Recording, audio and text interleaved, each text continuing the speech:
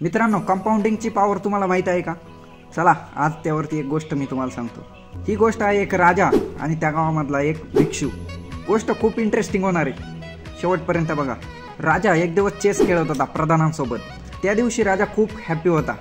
का होता ते नाही माहिती, पण खूप हॅपी होता।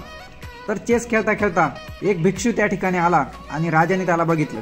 राजा त्या भिक्षूला बोलला, काय मागायचंय तू माग, आज मी खूप हॅपी आहे। तर त्या भिक्षूने हे सांगितले की तुम्ही जे चेस खेळताय त्यामध्ये 64 बॉक्स आहेत, त्या प्रत्येक बॉक्समध्ये मला एक एक तांदळाचा दाना डबल करून भेटेल का? तर राजाने त्यावरती विचार केला, मागून मागून काय मागितलं माझ्याकडे? राजा प्रधानांना बोलला, लगेच देऊन टाकायला। राजाच्या माणसाने त्यानंतर एक एक तांदूळ मोजायला चालू केला आणि 18व्या घरापर्यंत जाईपर्यंत 1 लाख तांदूळ त्या ठिकाणी झाले होते आणि 20व्या घरापर्यंत 13 किलो तांदूळ झाले होते आणि 64व्या घरापर्यंत 23,000 करोड टन तांदूळ तयार झाले होते, जे राज्याच्या नाही बाहेरच्या राज्यामध्ये पण नव्हते। मोरल ऑफ द स्टोरी, खूप छोटी अमाउंट खूप मोठा इम्पॅक्ट क्रिएट करू शकते।